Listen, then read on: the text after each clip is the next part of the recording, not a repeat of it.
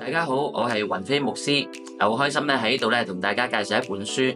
咁呢本書咧係香港神學院出版嘅，係由香港神學院嘅老師啦所寫嘅文集。咁題目咧就叫做咧信仰體驗同埋科技虛擬世界嘅。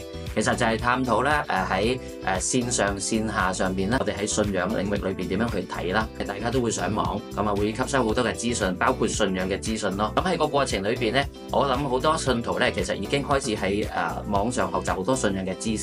咁漸漸地咧，其實呢個唔係淨係信仰嘅知識，我聽一篇道啦，聽一篇嘅查經咁簡單，而慢慢咧都開始有一啲嘅現象出現，就係咧，會唔會我哋嘅網上都可以做團契咧，做崇拜等等啊？咁當然啦，咁我哋都曾經經歷過呢啲嘅時候啦。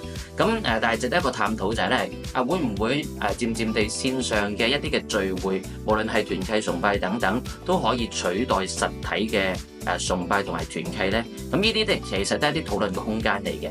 當然喺呢個過程裏邊咧，如果要探討一個題目，特別好似科技咧所帶俾我哋而家呢個現象咧，如果能夠多角度思考咧，會更加好。咁呢本書咧，我覺得好好就係咧，佢真係多角度地咧去同我哋探討呢個問題咯。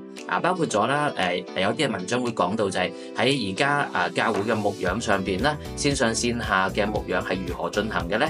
咁另一方面咧，亦都有探討到咧，就係當人咧進入一個虛擬世界嘅時候，佢嘅意識形態其實係點樣嘅咧？有啲深入嘅思考嘅。咁亦都有啲嘅探討就係咧，現代係強調個人主義嘅嗰種多元嘅。但係原來喺信仰裏邊咧，有一個大公嘅原則，有一個大公性咧，係幫助我哋探討信仰底下嘅多元又係咩意思？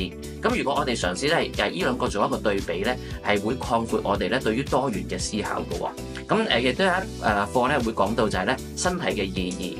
喺現代嘅裏邊咧，我哋好多時講線上咧，某程度上邊就係取代咗我哋即係實體嘅一啲嘅地方啦嚇，我哋可以用線上嘅方式代替咯，取代嘅。但係咧喺裏邊一篇文章佢講到咧，其實身體嘅實體咧係有一啲嘅神學意義嘅。咁喺裏邊我哋點睇呢件事咧，讓我哋思想虛擬同埋實體嘅關係都好重要嘅。咁好期望大家咧，你有機會見到呢本書嘅時候，都不妨去買一買。